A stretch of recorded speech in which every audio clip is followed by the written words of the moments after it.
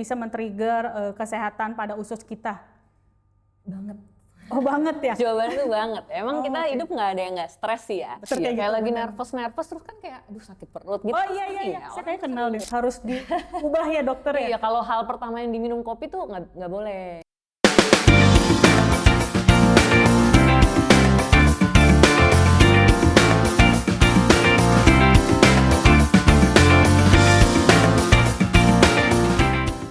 Halo teman Noni, berjumpa lagi di podcast Ngobrol Sehat bareng Noni, sebuah podcast yang akan mengupas soal kesehatan di keseharian kita. Pada podcast sebelumnya, kita udah banyak banget membahas soal kesehatan dari permasalahan nyeri, mulai dari nyeri otot, nyeri saraf, sampai dengan nyeri sendi. Juga kita sudah membahas begitu banyak tentang salah postur yang dapat mengakibatkan nyeri. Nah, pada podcast kali ini kita akan membahas tentang nyeri dari perspektif yang agak berbeda, di mana ternyata mobilitas kita atau nyeri yang biasa kita alami itu bermula dari pencernaan. Loh kok bisa ya dari pencernaan? Nah makanya pada kesempatan kali ini kita akan membahas dalam judul The Gut-Joint Connection, kesehatan usus dengan kesehatan sendi dan juga nyeri yang dialami oleh tubuh. Tentunya Noni nggak sendiri, Noni bersama dengan pakar-pakar yang ahli di bidangnya yang akan membahas lebih dalam lagi pada hari ini. Yuk sama-sama kita sambut narasumber kita. Halo dokter. Hai Kak Noni. Nah di samping ini aku perkenalkan ya, ini adalah Dokter Valerie. Beliau adalah dokter spesialis penyakit dalam. Senang sekali dokter bisa datang di podcast hari ini. Senang juga ya bisa hadir di sini ya.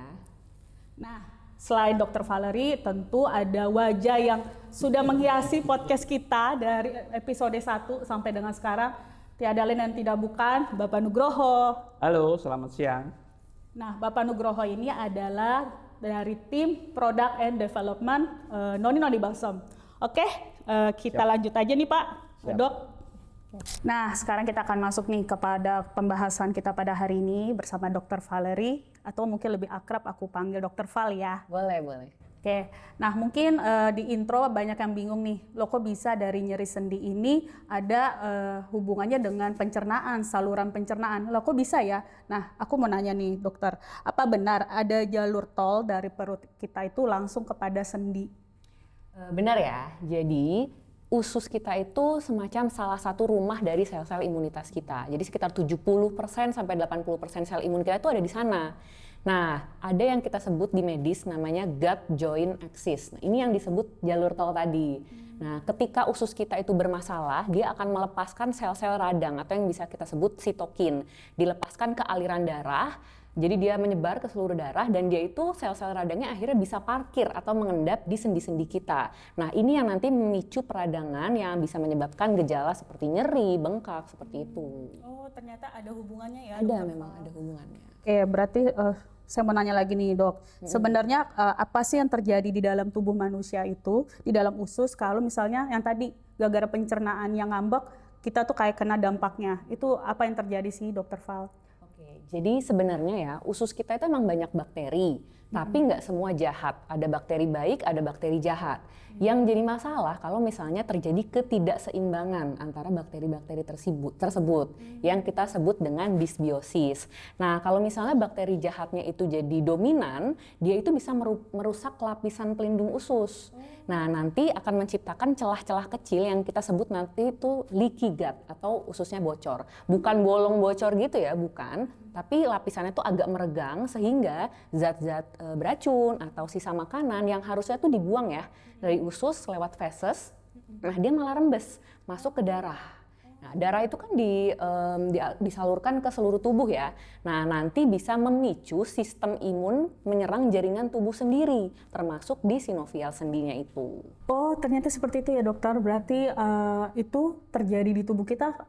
Mau tanya dulu nih dokter, kira-kira kita bisa merasakan ya sih dok kalau ada hal yang terjadi yang tadi dokter jabarkan itu, kita bisa rasa nggak sih dok itu ada di dalam tubuh kita? Oke, mungkin yang paling sering ya itu semacam kembung. Jadi sering kembung kronis, terus sering begah-begah atau pola buang air besar yang tidak teratur. Nah, atau misalnya gini nih yang perlu diperhatikan ya, kalau misalnya perut itu sering ngerasa tidak nyaman habis makan. Kemudian pagi-paginya itu diikuti rasa kaku atau nyeri pada sendi. Nah, itu kita harus mulai berpikir nih, ada apa ya gitu dengan sistem pencernaan dan apakah ada hubungannya dengan yang gut joint axis tadi gitu. Oh, seperti itu. Jadi sebenarnya tubuh itu udah kasih alarm ya ke Ya, kita supaya betul. kita tahu, ini lagi ada yang gak baik-baik aja nih di usus kita. Betul. Seperti itu ya dokter. Nah sekarang aku mau nanya nih dokter Val, kira-kira benar nggak sih kalau makanan kekinian nih yang tinggi gula dan juga gorengan itu bisa menjadi bahan bakar untuk peradangan sendi kita? Wah, itu benar banget ya. Jadi gula yang terlalu tinggi ya, gula yang terlalu banyak, kemudian lemak trans yang ada di gorengan-gorengan itu tuh sebenarnya berbahaya. Karena pertama dari awal mereka sudah merusak keseimbangan sel kita dan memicu pelepasan sel radang. Kedua, mereka itu juga memicu lonjakan insulin, ada namanya insulin ya di tubuh kita, itu nanti ujung-ujungnya bisa merangsang produksi namanya asam arachidonat, di mana asam arachidonat ini merupakan bahan baku peradangan, salah satu bahan baku peradangan ya. Nah jadi kayak kalau misalnya kita makan makanan yang buruk itu tuh seperti menyiram bensin ke api di sekitar radang sendi kita gitu. Oh seperti itu. Memperparah gitu ya maksudnya? Iya betul. Mana yang ada sekarang ini makanannya banyaknya seperti itu ya dokter? Iya ya? betul, Jadi yang itu enak viral-viral biasanya. ya. Betul. Berarti gula dan gorengan itu ya Betul, gula. Kombinasi yang agak ini ya Pak. yang menyebabkan kita nggak beres nih. Iya. Oke nih dok. Nah next nih dok, apakah the gut joint connection atau axis udah pasti nih terjadi pada penderita autoimun, misalkan pada orang yang mengidap RA atau pada penyakit sendi yang lain? Oke, jadi sebenarnya kalau pasti 100% sih enggak ya, karena di medis ini memang semua pasien tuh beda-beda. Setiap pasien tuh hampir selalu beda gitu ya. Jadi kita juga dokter mengobati atau mentata laksanai harus sesuai dengan pasiennya gitu.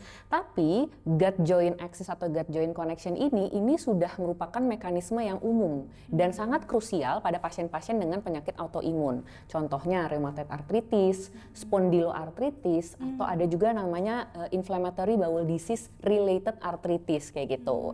Nah, kalau RA atau rheumatoid arthritis sendiri itu merupakan suatu penyakit yang heterogen.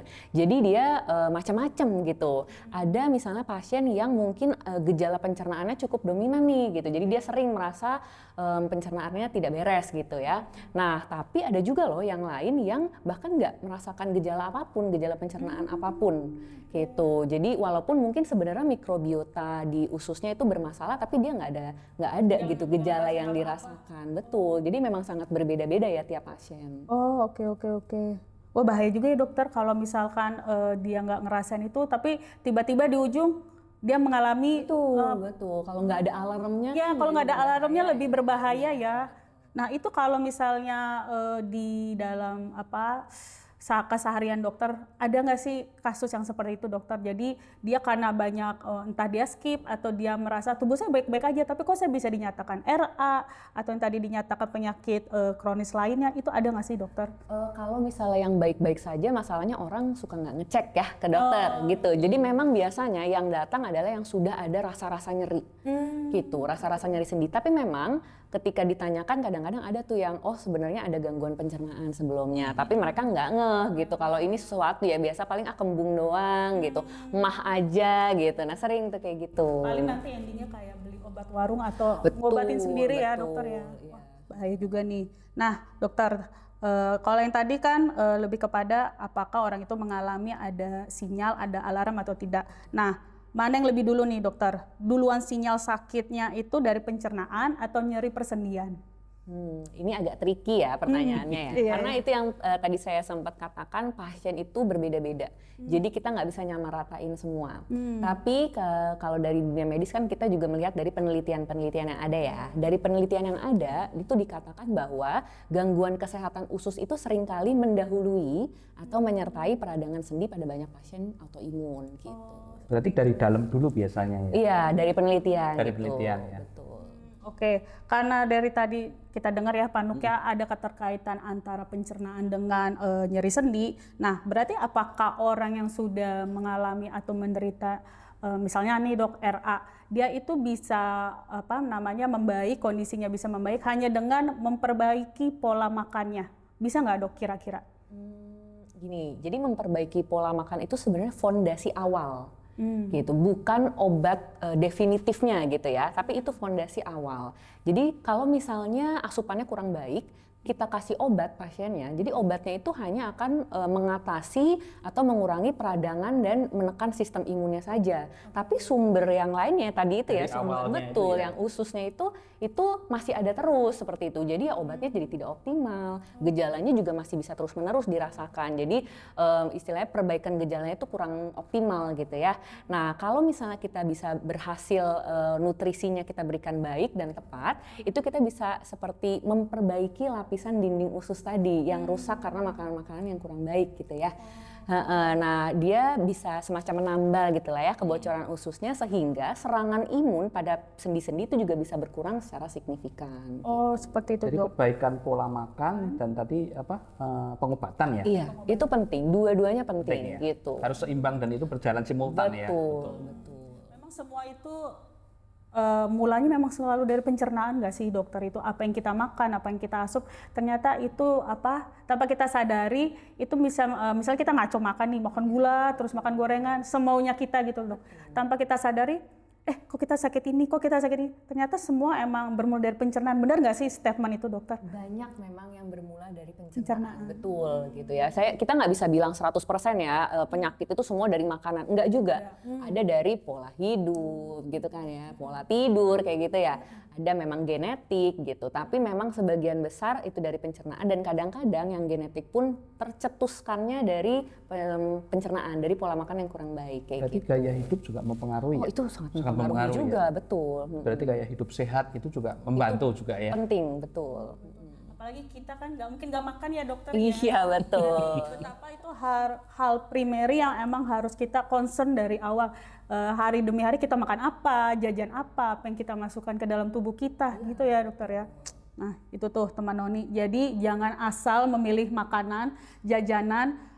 Ada baiknya mungkin dokter kita harus mulai, kalau misalnya kita mulai banyakin makan sayur-sayuran gitu, jauh lebih baik nggak sih dokter kalau kita switch jadi vegetarian atau gimana tuh dokter? Kalau misalnya switch jadi vegetarian kan nggak semua orang bisa ya, karena bagus vegetarian buah-buahan, sayur-sayuran tuh bagus, tapi kadang-kadang kayak butuh proteinnya dari daging gitu, ya. betul kayak gitu. Bagus sih, cuman memang nggak semua orang bisa dengan gaya hidup seperti itu ya. Mungkin lebih kepada concern aja apa yang kita masukkan ke tubuh kita ya dokter. Oke. Nah itu dia. Nah sekarang nih dokter aku mau tanya, gimana ada tips and trik sederhana nggak sih dokter untuk teman Noni di rumah bisa ngecek apakah nyeri sendi mereka itu berasal dari masalah usus. Misalnya gara-gara leaky gut nih atau gara-gara ada yang aneh nih di pencernaan aku kayak gitu. Mungkin yang paling sederhana eliminasi mandiri kali ya. Jadi diperhatikan, coba diingat-ingat, diperhatikan kalau setelah mengkonsumsi sesuatu, biasanya nih yang tepung-tepung, gluten, gula gitu ya. Nah kalau setelah mengkonsumsi hal-hal tersebut, terus mulai tuh muncul rasa kaku sendi, nyeri sendi kayak gitu, atau meningkat intensitasnya. Nah kayak gitu dalam 24 jam setelah makan makanan tersebut, nah itu bisa jadi tanda kuat bahwa memang ada gut joint axis yang sedang bermasalah gitu. Oh seperti itu. Berarti tadi kan dokter mengatakan bahwa 24 jam ya. Jadi sifatnya juga kita harusnya cukup aware untuk ada gejala itu ya selama 24 jam itu ya. Jadi memang kita sendiri harus memperhatikan kondisi tubuh kita sendiri intinya Alarmnya gitu. ya. Betul. Sehat itu mulainya dari diri kita sendiri. Betul. Benar banget tuh teman Noni. Nah, oke dok, dari tadi kan kita ngomongin makanan dan makanan terus nih yang akhirnya mempengaruhi kesehatan pencernaan kita. Nah kira-kira dok, apakah faktor misalnya stres dikejar deadline mungkin atau stres di jalanan ya, apakah itu juga bisa memicu, maksudnya tuh bisa men-trigger kesehatan pada usus kita? Banget. Oh banget ya? Jawabannya tuh banget. Emang kita hidup nggak ada yang nggak stres sih ya. Betul. Tapi memang benar, stres itu sangat berpengaruh ya. Dia bisa memicu hormon, namanya hormon kortisol. Nah hormon kortisol ini bisa merusak keseimbangan flora atau mikrobiota usus. Berarti hormon Gitu. jahat ya ini istilahnya ya. Nggak jahat. Kalau berlebihan jadi jahat. Berlebihan Tapi kita ya. tuh butuh hormon kortisol juga. Jadi semua yang di tubuh kita memang luar biasa ya. Tubuh kita ciptaan Tuhan tuh memang luar biasa. Itu semuanya berfungsi baik baik, bermanfaat. Yang tidak bermanfaat atau yang berbahaya adalah ketika dia mulai ada ketidakseimbangan lah, intinya gitu. Over yang nggak Betul, bagus stres ya. kan kita juga kadang-kadang butuh ya stres yang maksudnya untuk memicu pekerjaan misalnya gitu. Tapi kalau stres yang berkepanjangan, stres yang berlebihan, ya jadi buruk kayak gitu. Nah, tadi kan hormon kortisol itu bisa merusak keseimbangan flora usus. Nah, di mana kalau jadi orang tuh kalau misalnya stres gitu, orang yang sering stres itu pencernaannya tuh biasanya agak nggak baik tuh gitu. Entah sering-sering sakit perut, diare-diare kayak gitu. Sering Bermula kayak dari gitu. situ ya tadi Bisa jadi dari stres kayak gitu. Nah, otomatis kalau misalnya pencernaannya kurang baik tadi, ya peradangan di sendi dan seluruh tubuh juga akan lebih sulit lah sembuhnya gitu. Oh, seperti itu. Jadi kita nggak bisa nyalain makanan ya, dokter. Aduh, gara-gara makan nih jadi begah, jadi sakit perut. Padahal bisa jadi kita stres. Jadi kalau kita sakit perut, kita bisa mengecek diri kita apakah kita stres. Bisa nggak sih dokter Iya, kayak kayak gitu? lagi nervous terus kan kayak aduh sakit perut gitu. Oh iya. Saya orang kayak kenal sering deh kayak teman jadi gitu. perutnya seperti itu. sakit gitu Iya, ya. jadi ngaruh banget sebenarnya. Oke. Ilmu yang sangat daging ya hari ini teman Noni. Oke, dokter, kita balik lagi nih. Kira-kira kebutuhan nutrisi apa saja nih untuk mengatasi the gut joint connection agar tidak terjadi nyeri sendi? Oke, mungkin ada beberapa ya. Contohnya salah satunya omega 3. Omega 3 ini anti radang alami loh gitu. Jadi bagus banget untuk anti radang. Kemudian sayur-sayuran dan buah-buahan tadi. Nah, itu yang mengandung polifenol. Jadi karena polifenol ini merupakan antioksidan, dia bisa melawan peradangan dalam tubuh kayak gitu. Terus kemudian makan makanan seperti prebiotik, probiotik. Nah, dia itu untuk memperbaiki dinding usus. Jadi untuk menjaga kesehatan usus kita. Nah, dokter tadi kan mention omega 3 nih. Kira-kira omega 3 ini ada di makanan apa aja sih, dokter? Ada di beberapa ya, sebenarnya cukup banyak. Kayak misalnya ikan-ikan tuh ada ikan salmon, ikan tuna, ikan kembung gitu ya. Terus kalau sekarang tuh sering banget pakai chia seed gitu. Oh, chia seed. Iya. Terus buah tuh ada di alpukat kayak gitu. Oh, banyak ya dokter. Betul. Berarti kalau kita udah mulai stres, kita nyari chia seed kali ya, nyari alpukat supaya nggak keburu sakit nggak sih pencernaannya? Salmon sushi bisa ya? Oh iya, berarti Jus alpukat ya yang enak-enak nih. berarti ada pembenaran ya Iya. Pak ya untuk kesehatan pencernaan. Tapi tadi dokter sempat mengatakan tadi bahwa jangan terlalu manis ya. Jangan terlalu manis. Pokoknya yang berlebihan itu emang nggak bagus ya. Oke, berarti habis ini kalau misalnya stres-stres kita makan sushi aja berarti Pak. Sushi Ntar stres bayarnya. itu nambah stres lagi ya ini. Iya. Oke, berarti nggak boleh stres jadinya nih ya. Oke. Terus dokter, kalau tadi adalah makanan yang diperlukan untuk kesehatan pencernaan. Nah, terus kira-kira makanan apa aja yang perlu kita hindari nih, dokter? Oke, jadi untuk menjaga keseimbangan mikrobiota usus sama mengurangi peradangan, itu kita sebaiknya menghindari makanan yang gula rafinasi, jadi gula kristal putih itu. Nah, terus pemanis buatan, terus kemudian lemak trans yang Minyak digoreng-gorengan betul. Gitu. Terus makanan olahan jadi kayak processed food, junk food itu, terus makanan yang dengan pengawet juga, terus kemudian karbohidrat olahan gitu ya, kayak misalnya roti Kalau putih. MSG gimana dokter? Oh, MSG juga berbahaya dong ya. Micin itu. Micin kan soalnya dari gula juga kan, gula Iya. yang difermentasi ya. Gula ada, garam ada, dan itu banyak kayak gitu. Ya, Yang keseharian kita makan ya sih dokter Pandu. Iya. Susah ya mengeliminasinya. Berarti kalau ada orang yang sampai alergi terhadap MSG, kemudian pemanis buatan, itu berarti juga salah satu respon imun juga ya? ya alergi itu respon Alergi. imun, Oh. betul. Baru tahu Pak ada yang alergi MSG. Bagus sebenarnya ya Pak ya. MSG kemudian pemanis buatan ya, kemudian perasa itu yang biasanya ditambahkan itu saya nggak ngomong merek ya. Oh iya. Perasa itu kan ya. Penyedap. Ya penyedap rasa. Itu ada yang alergi Pak. Ada yang alergi. Baru tahu ya. Terus makanan yang makanan yang snack itu kan biasanya kasih Iya, perasa yang sangat kuat. betul.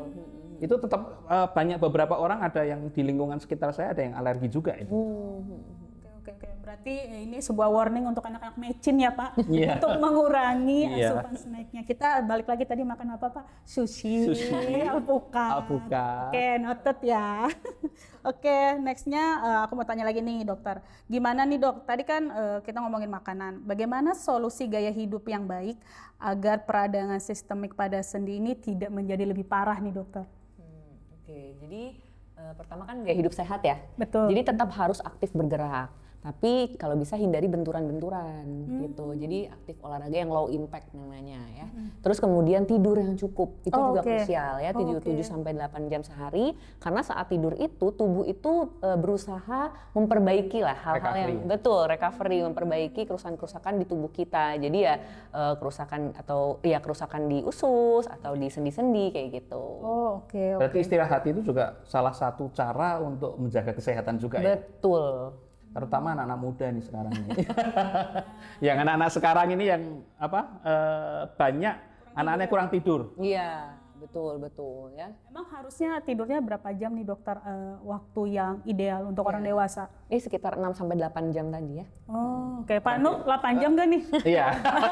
Ideal ya Pak ya? Ya ideal kan. Saya kan masih udah nggak muda lagi. Bapak kan remaja muda bukan? Oke. Nah, Dok, next nih Dok. Kan dari tadi kita udah ngomongin memperbaiki asupan makanan, berarti kan ngomongin apa yang kita taruh ke dalam kita gitu ya Dok. Nah, tetapi kalau misalkan orang yang udah terkena nyeri sendi ini, apakah pengobatan yang sifatnya dari luar, misalnya obat oles topikal ini tetap penting gitu Dok untuk memperbaiki nyeri sendi yang udah terjadi sama si penyintas selain dia memperbaiki asupan makanannya? Jadi kadang-kadang kan memang di beberapa orang nyeri atau ya peradangannya itu cukup hebat ya di lokasi-lokasi tertentu ya. Kita ambillah sendi, misalnya sendi lutut, ya sendi-sendi kita gitu ya. Yang paling sering dirasakan duluan ya. Betul. Nah, kadang-kadang asupan makanan, obat-obatan itu nggak bisa langsung dengan cepat mengurangi gejalanya gitu. Jadi ada proses kan sistemik ya dia, betul. Nah, kadang-kadang memang kita masih butuh tuh bantuan lah istilahnya ya dari luar untuk dia misalnya diolesin topikal itu untuk menangani peradangan secara lokal gitu. Jadi mengurangi lah gejala yang dirasakan secara lokal itu. Setidaknya gitu. Ngurangin rasa sakit dia di hari-hari ya. Ngurangin nyerinya begitu. Berarti kalau untuk semacam itu berarti tadi kan kalau ini saya coba untuk ngambil 1 garis tengah ya bahwa memang pengobatan tadi di dalam kemudian nyeri ya, kemudian itu ada pengobatan dari dalam, kemudian tadi dari luar gitu. Bisa ditambah dari luar, kemudian nanti ada yang menjaga ini ya makanan dan segala macam ya, jadi asupan sama pengobatan ya. Dan manajemen stres sama ini berarti ada kayak semacam empat pilar atau empat yang digunakan untuk bisa mengurangi nyeri sendi gitu kan. Ya. Benar banget nih Pak Nuk. Oke, nih next nih. Sesuai dengan apa yang ada di depan kita ya. Ini adalah superfruit kita, buah luar biasa kita. Nah, aku mau nanya nih dokter, untuk buah yang ada di depan kita ini yang adalah buah mengkudu ini, menurut dokter, apakah itu efektif nih Dok untuk masalah sistemik seperti ini? Oke, jadi memang dari beberapa penelitian dikatakan mengkudu ini punya efek antiinflamasi ya. Jadi dia obat alami yang memiliki efek antiinflamasi yang kerjanya tuh ada jalur enzim COX-2 namanya. Nah, ini tuh agak mirip nih sama beberapa obat anti nyeri yang medis. Walaupun memang cara kerja detailnya ya berbeda ya, sama mungkin efektivitasnya buktinya tidak sebanyak obat-obatan medis karena penelitiannya pun memang kan tidak sebanyak obat-obatan medis gitu ya kalau untuk tradisional. Nah, tapi memang sudah banyak ya testimoni lah yang mengatakan bahwa dengan menggunakan obat ini juga ada perbaikan gejala seperti itu. Nah, kemudian kalau misalnya digunakannya topikal yang dioles tadi ya, itu juga dia akan mengurangi resiko efek samping pada lambung. Karena obat-obatan yang diminum secara oral dia itu bisa menimbulkan perlukaan lambung beberapa gitu. Nah, kalau berarti kalau misalnya nggak cocok dengan lambung ya itu bisa menjadi masalah baru bagi lambung. Betul. Kalau misalnya yang dioles topikal gitu kan dia nggak ke lambung ya, karena nggak sistemik gitu. Kalau misalnya masuk kan memang sistemik termasuk ke lambung juga. Oke, dokter. Wah, berarti emang bener superfruit ya, dokter Pak Nuk. Nggak salah nih, kenapa tim Noni-Noni ini memilih mengkudu sebagai ingredients atau bahan utama dari balsam Noni-Noni. Nah, oke, sekarang kita geser dikit nih sekarang ke produknya. Siap. Oke, nah bicara mengkudu kan di sini ada Pak Nugroho nih. Apakah alternatif solusi herbal topikal seperti Noni-Noni balsam ini dapat mengatasi yang tadi kita udah bahas nih Pak, keseimbangan gut joint connection, sakit perutnya sekaligus radang sendinya. Silakan Pak Nuk. Jadi kalau tadi disebutkan sama oleh Bu Dokter ya, tadi ada dua antara kondisi perut ya tadi ya, lambung, berarti kan itu ada rasa tidak nyaman juga ya di lambung ya. Kemudian yang kedua adalah nyerinya. Jadi kalau saya pikir dari buah mengkudu ini dia kalau dari asli buah mengkudu ini dia mengandung yang namanya scopoletin. Scopoletin itu adalah mungkin ada empat zat aktif yang mereka berjalan sinergi ya. Jadi yang pertama adalah scopoletin, kemudian ada iridoid, kemudian ada flavonoid, yang terakhir adalah antrakinon. Jadi 4 zat aktif utama ini yang bekerja simultan untuk mengurangi rasa nyeri. Kenapa? Karena pertama yang scopoletin itu adalah memperlebar pembuluh darah. Sehingga dengan memperlebar pembuluh darah diharapkan pembuluh darah yang mengalir lebih lancar. Kemudian yang kedua adalah dengan darah yang lebih lancar itu banyak nutrisi-nutrisi yang bagus untuk penyembuhan, untuk mengurangi nyeri sendi atau nyeri otot itu bisa lewat dengan lancar. Sehingga bisa ditangkap oleh nyeri sendi, nyeri otot itu sehingga dia bisa memperbaiki rasa nyamannya itu. Dengan rasa nyaman itu kita harapkan kemudian di perut juga. Di perut itu dia memperlancar peredaran darah, dia bisa lebih nyaman. Membuat perut lebih rileks. Dengan kondisi seperti itu, scopoletin itu bisa nanti akan membantu mengurangi radangnya dan nyerinya itu pasti bisa. Oh, oke Pak. Ini ada pertanyaan. Saya mau nanya nih Pak, kenapa Bapak nggak kepikiran untuk sesuatu yang diminum, tetapi kenapa bikin yang dioles yang sifatnya dari luar? Gini, kalau ya mungkin dari beberapa penelitian tadi dokter sudah menyebutkan ya bahwa ketika diminum itu ke seluruh peredaran darah. Berarti itu dan itu membutuhkan waktu ya dokter ya, nggak bisa instan ya. Betul. Nah sedangkan kita kalau misalnya contohnya kita ada nyeri sendi atau nyeri otot, kita gunakan topikal. Jadi kalau topikal kan langsung ke pusat nyeri ya dokter ya. Yang sakit mana nih? Kalau yang sakit di lutut kita langsung taruh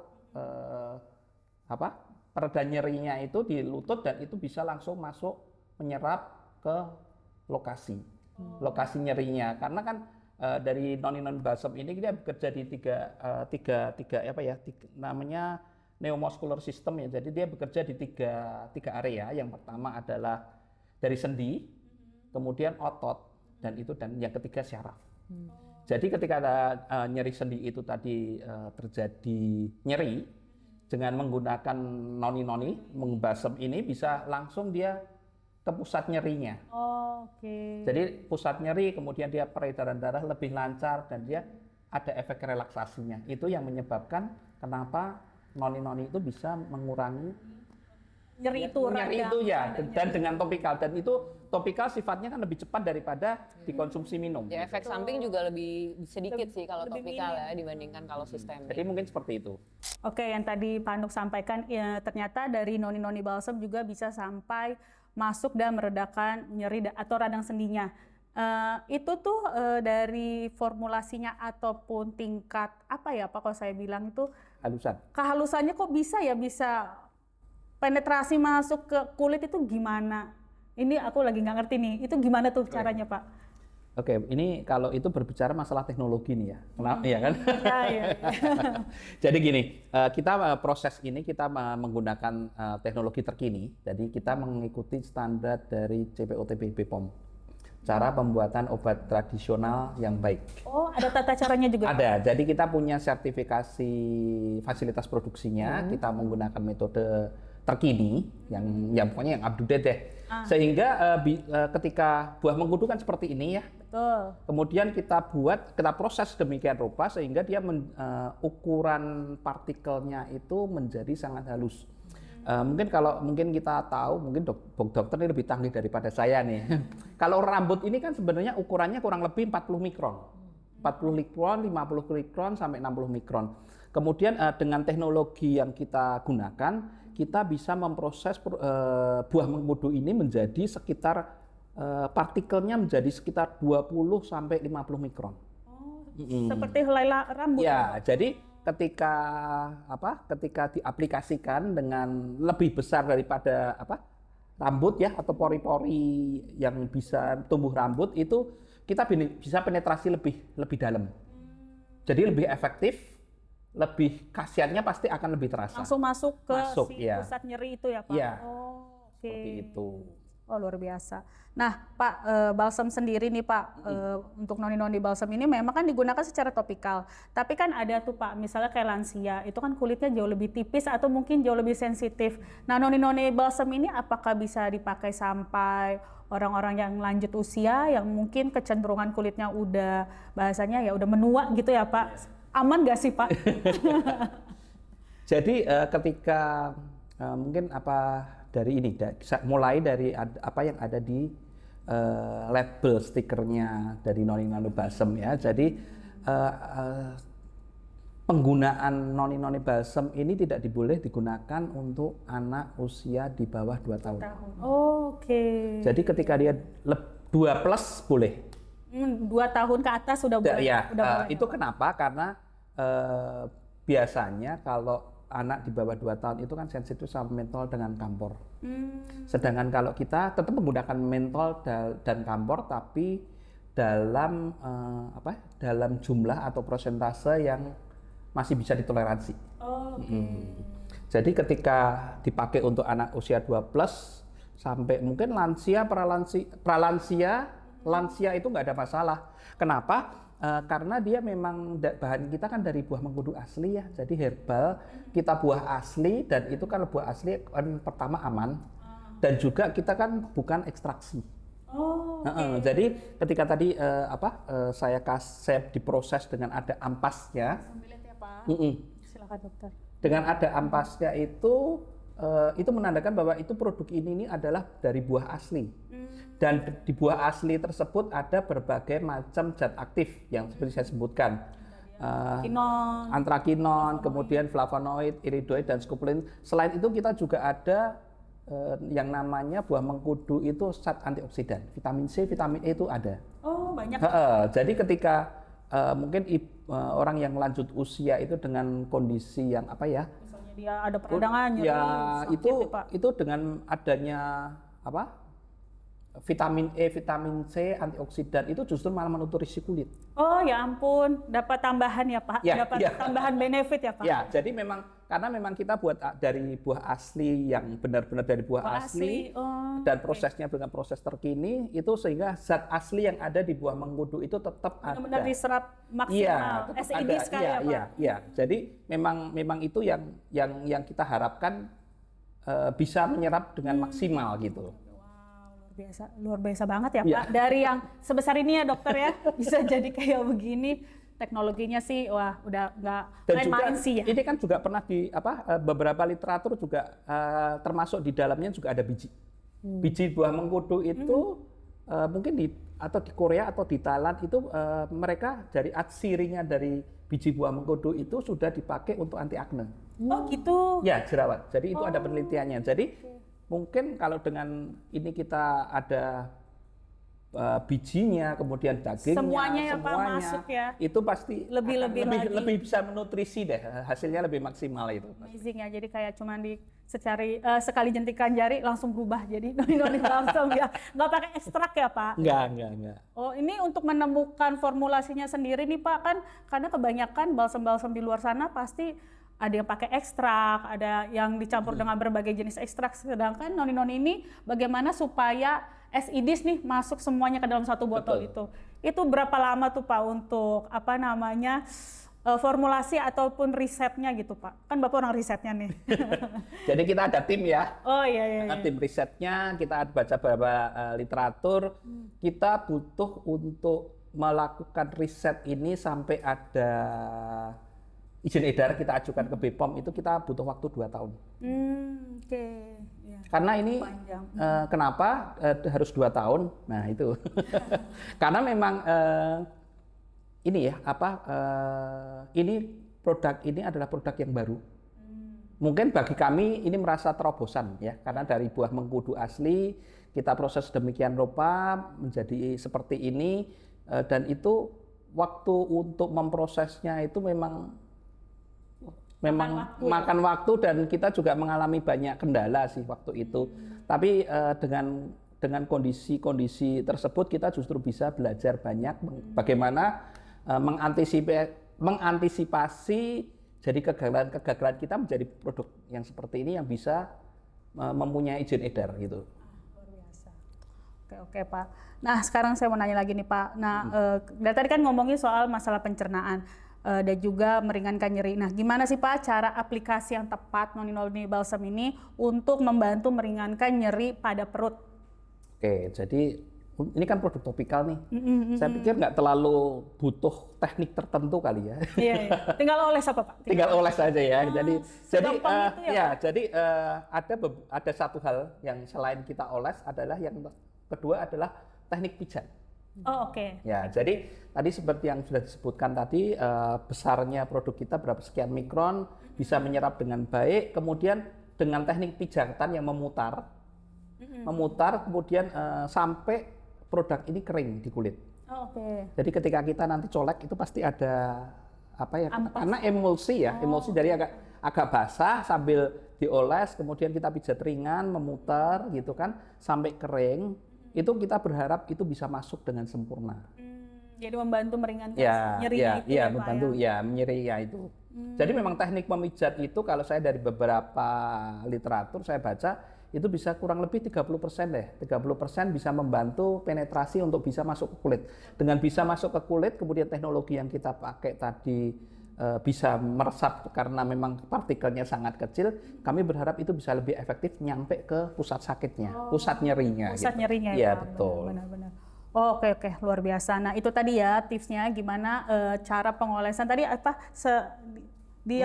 memutar diputar ya supaya meringankan nyeri perut itu sendiri. Bisa terserap lebih banyak.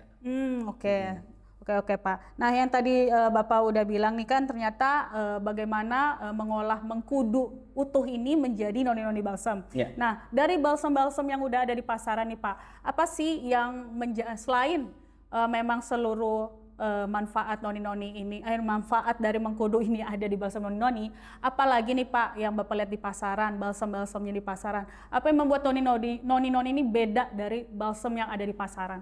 Atau kenapa orang tuh kalau nyeri ingat noni? Nah kan masuk nggak tuh? Coba silakan Pak Anuf. Jadi kalau gini, kenapa yang membedakan ya? Betul. Membedakan noni ini dengan balsam yang ada di pasaran adalah pertama kita mengandalkan dari buah mengkudu asli. Betul. Sedangkan dengan formulasi kita tetap ada mentol dan kampornya. Kemudian kalau brand lain, balsam lain atau yang krim yang lain, itu mereka juga ada mentol dan kampornya. Itu apa yang membedakan sih gitu kan. Jadi ketika kita sama-sama mentol dan kampornya ada, kita menggunakan mentol dan kampor pada prosentase yang sangat kecil yang masih bisa ditoleransi. Jadi mungkin cuma mentol cuma ada 4 atau 3% gitu kan. Yang membedakan dengan yang lain, produk kita itu 82% sampai 87% adalah buah mengkudu asli. Sedangkan kalau krim atau yang lain itu mereka menggunakan filler base cream. Jadi mereka menggunakan base cream, kemudian mereka menggunakan mentol dan kampor dan sisanya mungkin metil salisilat, eugenol dan lain sebagainya. Itu biasanya paling cuma 20-30% maksimal zat aktifnya. Sedangkan kita mengandalkan dari zat aktif dari buah mengkudu itu 82 sampai 87%. Jadi kita minim filler nih. Jadi kita nggak pakai cream base. Jadi kita pakai buah mengkudu asli dan buah mengkudu asli itu adalah zat aktif semua. Sehingga itu akan saya yakin dengan adanya buah mengkudu yang 87% plus mentol dan kampor itu memberikan kemungkinan untuk terserap lebih banyak zat aktifnya dibanding dengan yang produk lain gitu. Oke, aku mau sedikit nih ke dokter. Dokter mau nanya nih, apakah di dalam medis sendiri, misalnya di dalam praktek kesehatan sehari-hari, apakah dokter juga sering meresepkan obat topikal oles selain obat untuk yang diminum gitu dok, untuk pereda nyerinya ini dari sisi nyerinya ya dok? Kira-kira itu kalau di dunia medis ada juga nggak sih dok diresepkan?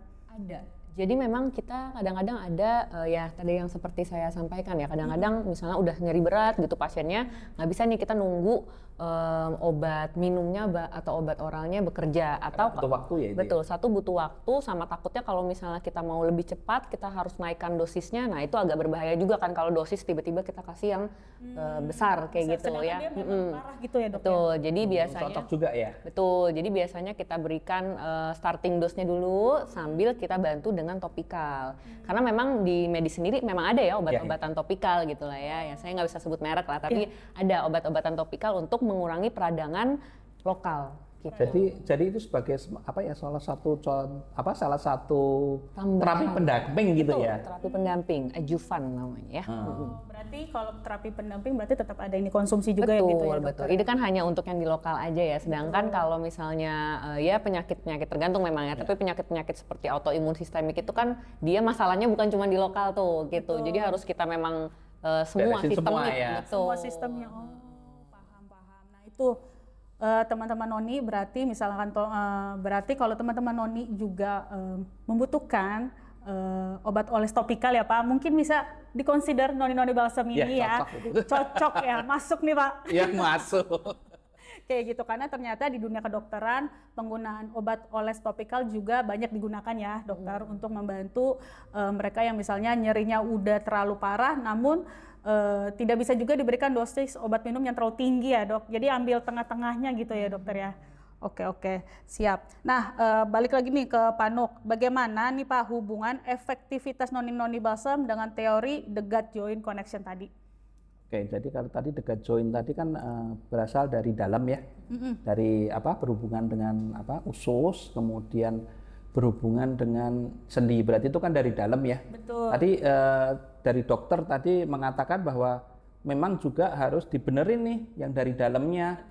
Jadi kan salah satunya obat, kemudian pola hidup ya, membereskan pola makan dan sebagainya. Sama manajemen stres. Ya, manajemen stres. Ternyata tadi selidik itu yang lebih parah ya dokter ya.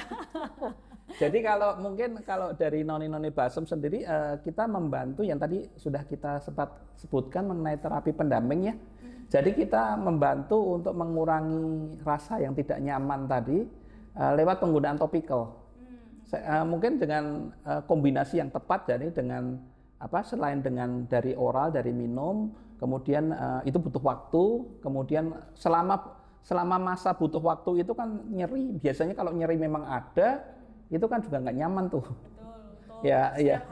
Setiap harinya. Jadi dengan harapan dengan ada menggunakan topikal ini, dengan menyiapkan Noni Balsam ini bisa lebih cepat untuk meredakan itu rasa nggak nyamannya itu sambil menunggu dari dalam tuh pengobatan dari dalam ya. Jadi ada pengobatan dari dalam, ada pengobatan dari luar, dan kebetulan dengan topikal ini, dengan Noni Balsam ini bisa membantu untuk mengurangi nyerinya itu. Betul, yang tadi dokter bilang dan juga Bapak sampaikan, ternyata kan memang harus butuh waktu untuk memperbaiki baik yang di dalam dan betul. Juga yang namanya nyeri kan setiap hari ya, untuk orang-orang penderita nyeri kronis ini kan memang harus dibantu dengan si obat oles topikal atau Noni Balsam ini. Nah, berarti kan Pak, kalau dipikir-pikir berarti mereka harus seolah-olah memakai si Noni Balsam ini setiap hari. Kira-kira kalau mereka pakai seterusnya atau dalam jangka waktu yang panjang, Noni sendiri ini aman nggak sih Pak penggunaannya? Kalau mungkin kita berangkat dari bahan baku ya. Jadi kalau tadi bahan baku kita menggunakan mentol dan kampor dalam jumlah yang masih yang minim, kita menganggapnya minim dibandingkan yang lain. Kemudian kita menggunakan yang 82 sampai 87% itu ada buah asli. Jadi ketika buah asli, buah herbal itu saya pikir nggak akan ada efek. Selama ini juga kita nggak pernah ada masalah gitu. Jadi saya pikir aman deh, karena memang produknya memang hanya buah dipakai. Jadi berubah bentuk aja, ya, berubah bentuk aja, buah dipakai, dan saya pikir dengan tadi ada nutrisi yang vitamin C, vitamin A untuk antioksidan. Itu justru malah menutrisi, saya pikir lebih pemakaian jangka panjang lebih juga aman akan ya Pak? Lebih aman, juga bisa malah menambah nutrisi kan. Oh gitu. Benar. Nah sekarang saya mau tanya nih Pak, selain dipakai jangka panjang kan berarti aman, apakah ada area tubuh tertentu yang gini Pak sensitif dengan si Noni ini? Apa memang bisa dipakai semuanya? Misalnya dari sakit kepala, atau misalnya nyeri di leher kayak gitu, apakah noni balsam juga bisa diaplikasikan? Jadi Pak? biasanya kalau ini lebih kepada praktis penggunaan ya. Betul. Jadi kalau selama ini kita di bagian-bagian di kulit yang sensitif itu kalau kita kan juga nggak akan misalnya di bawah hidung. Di bawah hidung ini kan kerasa sangat nggak enak nih. Bawah hidung kemudian bawah mata. Itu kalau selama pemakaian nggak nyaman ya jangan dipakai gitu. Tapi yang dikhawatirkan adalah di bawah hidung ini menyebabkan iritasi karena kan di sini sensitif ya, banyak saraf. Mungkin itu yang bisa menyebabkan iritasi. Ya. Jadi sebenarnya penggunaan tidak ada penggunaan yang dilarang gitu kan. Tapi kalau memang ternyata orang punya daya tahan masing-masing juga ya. Kalau di sini rasanya nggak nyaman ya jangan dipakai. Ya.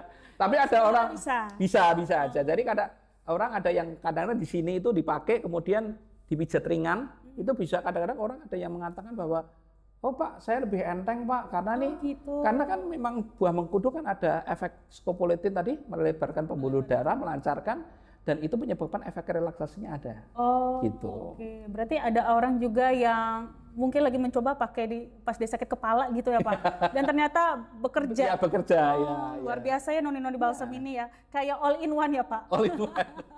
Asal tadi jangan pakai di bawah hidung. Ya.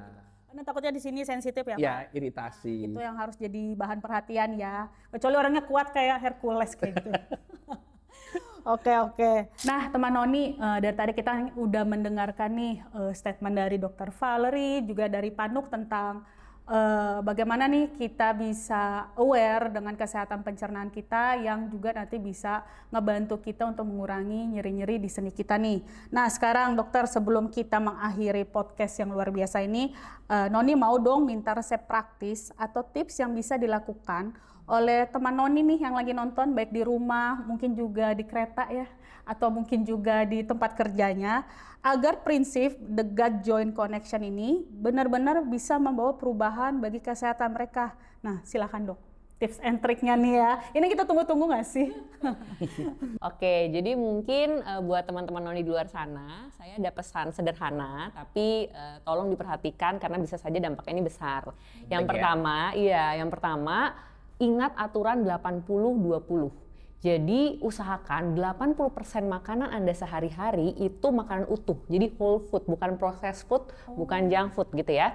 Nah, ini tuh biar bisa menjaga kesehatan usus gitu. Nah, kemudian kedua, ritual air putih. Jadi biasakan kita mulai pagi hari itu dengan minum air putih kalau bisa yang agak hangat gitu. Jadi dia biar bisa mengaktifkan gerakan peristaltik usus gitu, biar ususnya bekerja. Berarti hangat gitu ya.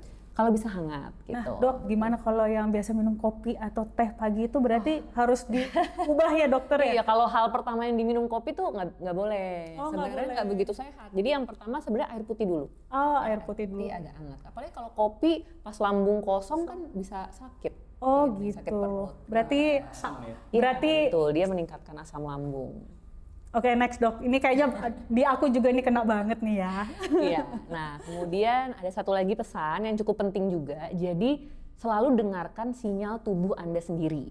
Jadi kalau misalnya udah sendi-sendi mulai kerasa kaku-kaku atau nyeri setelah makan sesuatu, nah itu hati-hati. Mungkin aja itu cara tubuh untuk memberikan sinyal atau alarm bahwa usus tuh sedang bermasalah. Jadi segera koreksi asupan makanannya, dan kalau misalnya memang sangat mengganggu gitu ya, bisa dibantu relaksasi dari luar untuk sendi-sendinya dengan obat-obatan topikal atau herbal topikal yang bisa memiliki antiinflamasi sehingga peradangannya itu tidak menetap. Mungkin itu sih. Luar biasa banget nih dok. Balik lagi ya, ini cara hidup daily sebenarnya ya dok, tapi agak susah nih kalau saya nih bangun-bangun minum air putih, biasanya nyari kopi, nyari teh, udah nggak bisa lagi nih ya teman-teman Noni. Iya. Nah, oke, thank you dokter. Nah sekarang dari Pak Nugroho sendiri, bagaimana sih Pak cara terbaik untuk kita dapat merasakan manfaat maksimal dari Noni Balsam, terutama untuk mereka yang menderita nyeri hari-hari? Mungkin saran saya agar bisa merasakan dari manfaat dari noni-noni, mungkin ada beberapa cara. Yang pertama adalah kita menggunakan tadi ya teknik pijat melingkar. Jadi kita gunakan noni balsam dengan pemijatan agar bisa terserap lebih maksimal. melingkar searah jarum jam kemudian sampai kering agar merasakan agar bisa merasakan manfaatnya dengan penetrasi ke molekul tadi lebih maksimal. Kemudian yang kedua adalah gunakan sebelum tidur. Jadi kalau sebenarnya kalau tidur itu kan efek tadi sebenarnya memberikan efek recovery ya dokter ya. Jadi dengan menggunakan noni-noni sebelum tidur itu tujuannya adalah untuk memaksimalkan efek recovery tadi. Digunakan di telapak kaki. Kenapa Pak harus telapak kaki? Karena dari sisi pendekatan mungkin refleksi ya, itu mereka kan mengatakan bahwa memang dari permukaan telapak kaki itu menggunakan ada atau banyak terdapat saraf-saraf yang sampai ke semua ke tubuh. Jadi dengan penggunaan aplikasi noni-noni di telapak kaki, kemudian dipijat ringan sampai kering, itu bisa merelaksasi saraf-saraf yang ada. Biasanya tidurnya lebih nyenyak deh. Tambah ideal ya Pak? Iya, tambah ideal. Dengan recovery yang tidur 7 sampai 8 jam tadi. Kemudian yang ketiga adalah dengan penggunaan penggunaan noni-noni secara konsisten itu bisa memberikan efek yang maksimal, yang akumulatif untuk ketahanan tubuh kita. Jadi dengan sepanjang maksudnya recovery dengan pengobatan iya. Dan juga kita pakai obat oles topikal herbal seperti noni-noni ini yang aman tentunya. Jadinya kayak kayak sinkron, maksudnya sehari-harinya tuh jadinya penyembuhan dari dalam. Betul. Itu dia bahasanya susah sekali ya keluar dari ini saya. Itu maksudnya jadi kayak tidak ada efek sampingnya ya Pak? Iya, betul. Wah, hari ini akhirnya terjawab sudah ya, mengapa ada hubungannya antara pencernaan dengan nyeri sendi. Ternyata kita tidak pernah tahu bahwa apa yang kita makan, apa yang masuk ke dalam mulut kita, yang diproses di dalam tubuh kita ini ternyata memiliki pengaruh terhadap kesehatan kita secara keseluruhan ya, dokter. Nah, oke. Dan juga kita belajar bahwa kesehatan bukan sekedar tidak sakit, tapi harmoni antara apa yang kita konsumsi dan bagaimana kita merawatnya untuk sehat. Kuncinya adalah sinergi dengan menjaga pabriknya di dalam perut, yaitu usus, dan rawat asetnya di persendian. Dan hari ini Noni juga mengucapkan terima kasih banget untuk sharing seru dan penuh dengan daging ya hari ini, terutama kepada Dr. Valerie. Thank you banget untuk pengetahuannya nih dok. Jadinya kita belajar ya, Panuk ya. Nah, bagi teman Noni di rumah, saatnya kita itu harus belajar lebih bijak mendengarkan bahasa tubuh kita sendiri. Mari kita bergerak lebih aktif, makan lebih bersih, jaga pola hidup juga, sehingga kita bisa memulihkan diri kita secara alami. Dan saya juga mau berterima kasih untuk Pak Nugroho dari tim Product and Development Noni Balsam. Sama-sama. Yang sudah memberikan keyakinan kepada kita bahwa kehadiran Noni Balsam menjadi hal yang sangat penting, bahkan kalau menurut saya krusial ya Pak ya, untuk pendampingan kita terutama kepada orang-orang yang menderita nyeri kronis itu. Seperti itu sih Pak. Nah teman-teman Noni, untuk informasi lebih lanjut, misalkan ada pertanyaan, misalkan mau konsultasi masalah kesehatan teman Noni, boleh banget nih hubungi kita di Instagram noni.id atau juga boleh WA di nomor yang tertera di bawah atau di depan kita nanti ya. Nanti WA aja, nanti akan ada health consultant kita yang akan membantu. Misalkan teman-teman Noni punya permasalahan dengan sakit, boleh dari misalnya orang tuanya mengalami nyeri, mengalami RA ya Pak, mengalami OA, misalnya mau konsultasi, kita terbuka banget. Oke, sekian aja nih Panuk dan juga Dr. Valerie. Terima kasih untuk teman Noni yang udah mengikuti dari awal sampai akhir podcast Ngobrol Sehat bareng Noni. Sampai jumpa di episode selanjutnya dan saatnya aktif, bebas bergerak.